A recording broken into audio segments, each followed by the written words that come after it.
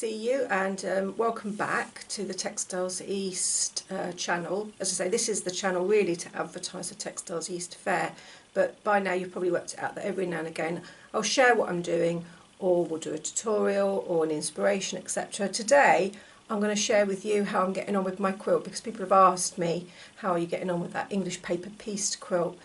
I've done the backing for it as well today, and so I'm actually making the sandwich. So I've got the backing, I've got the cotton batting, and I've got the top.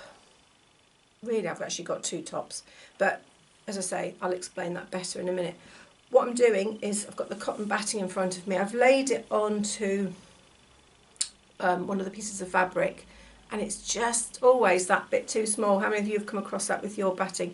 I've got no intention of buying any new stuff, because I've had this now in my cupboard for at least 5 years, and I'm thinking, if I'm not going to use it now, when am I going to use it? So I've no intention of buying new. I'm going to just use what I've got, and I'm going to show you how I'm going to do that. So join me at my table, which is in my dining room, because that's the biggest table in the house to do a quilt, and I'll show you what I'm up to.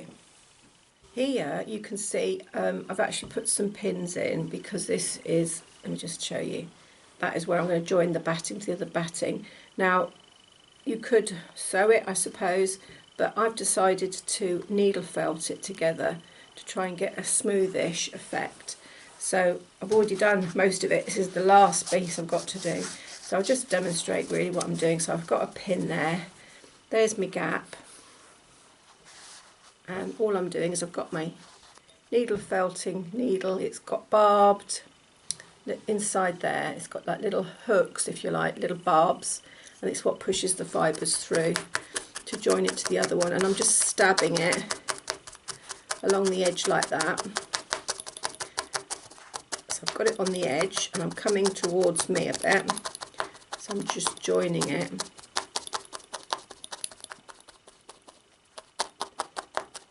And then once I've done that, so that's just a general sort of almost like a tapping, if you like, I'm lifting up I've got a mat, it's a black foam mat, that's what I've been poking into. You mustn't do it directly to your table, you'll break your needles.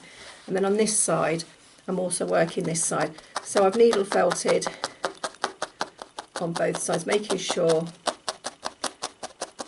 the edge is well and truly joined in.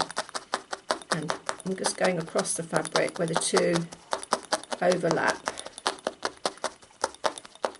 And I say I've done that all the way down the thing so far, and I don't know if you can see it. Let me just show you.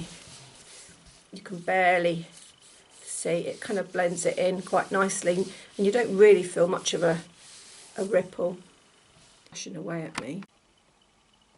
This is half of the quilt, and that's the pebbles, and you can see I've already sewn. I've actually sewn a very deep border on, and I've actually also incorporated a corner. Now the border is going to envelope around, because I don't really want a bias bind edge on top of what I've got, and it might seem a bit odd to those of you who are fanatical quilters, but it's because of the hexes that I'm actually going to do a completely different edge method than it's normal tradition. So we'll see if it's going to work. It might not work. So here goes. So that's what the backing, if you like, or even the top looks like. It's a reversible quilt. I'm going to lay the other side on now. Okay, so far then I have, with the help of my daughter, managed to get the batting on. There's the batting underneath. There's the English hexie underneath that. And we've pinned it hexie side up. So there's all regular pins in it at the moment. I've chosen not to use the quilting bent like safety pins, because they're a bit thick, and this batik is a very tight weave. So I've chosen fine long regular pins, glass headed pins. I'm now turned it over, because I decided that even though we've pinned it from the other side, we're going to tack this side to re-smooth out any puckering that's appearing on this side, because it's a double-sided quilt. It's twice as much work, but I'm going to tack because I don't want those pins we've discovered incredibly sharp, and we've got quite a lot of pin pricks in our fingers already. What I'm actually going to be doing is I'm going to work from the middle, and I'm going to work in like a Union Jack formation, so it goes from this way to this way, then the diagonal. So I'm basically always working my way out and pushing to the edges, just so I don't get any puckering anywhere. This is actual purpose manufactured tacking thread, and I'm just going to do, doesn't matter, it doesn't matter if it's straight or not, it's purely just to hold the sandwich together. So I'm sewing through all my layers, and before you ask, yes, I did remove all the paper from the English paper piecing. I've just left the ones on the very outside edge ready for slip stitching at the very end. So I'm going to carry on with this, and hopefully you'll see me again soon actually doing the actual quilting. Just to show you quickly how I'm getting on with the stitching of the sea glass pebble quilt with the hexes on the back. I've zoomed in there, just going to zoom out, and you can see I've got it on a table next to my settee, and I'm going to show you how I am doing I've chosen to do quite big stitches because I want them to be visible. It's all part of how the quilt should look, as if it's pebbles dropped in water. So I've tried to create like a rippled effect that you would get in between the pebbles that you would see on a beach. So I'm just going to show you how I'm doing that.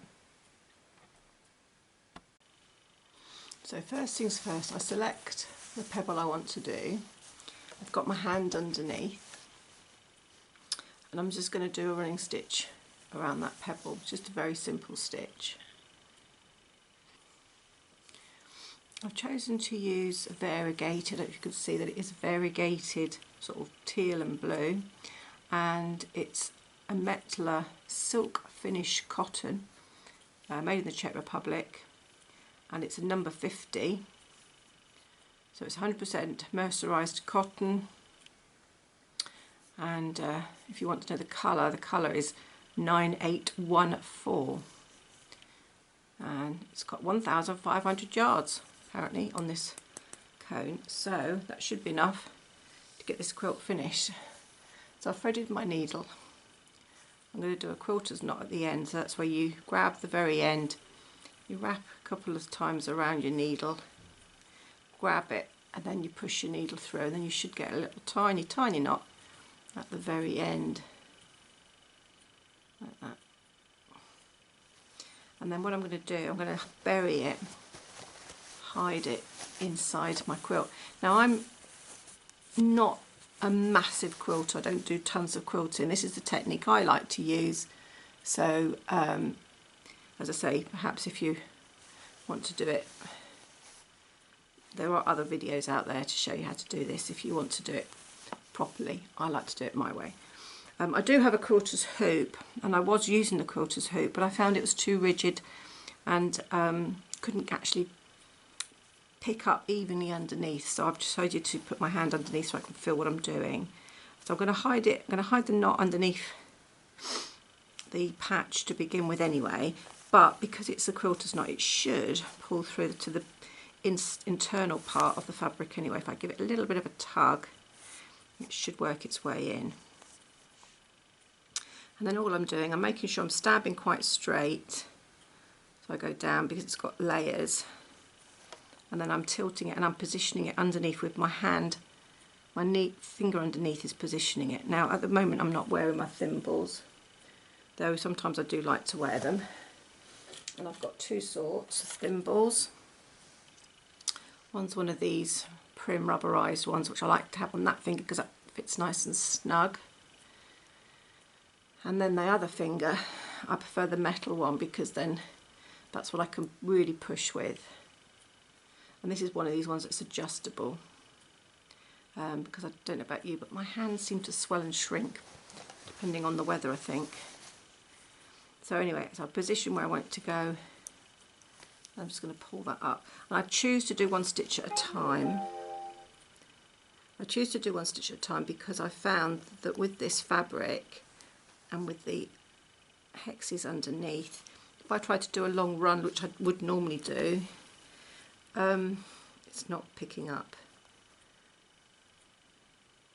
And I'm getting much more even stitches doing them one at a time. To be honest with you, I'm not even sure that I need even stitches on this. It's supposed to be organic, so I don't have to really worry about my accuracy. So that's all I'm doing. As I say, this is just a short video, just to show you what I'm up to. And I'm sure people use frames, I'm sure people use proper quilting threads, proper quilting needles. Before you ask me what the needle is, to be honest with you, I have absolutely no idea. Just pulled it out of my needle case. What I do know is it's nice and rigid. If I use some needles would just snap, some needles would just bend. This has got a slight bend to it, but I don't mind that because it's bent to my angle that I'm happy with. So I'm going to carry on with this, and hopefully next time I see you I will be sewing the border and slip stitching all the hexes in on the edge, because I need to quilt the whole of this first. Thank you for joining me, and I look forward to catching up with you again sometime soon. Bye bye for now.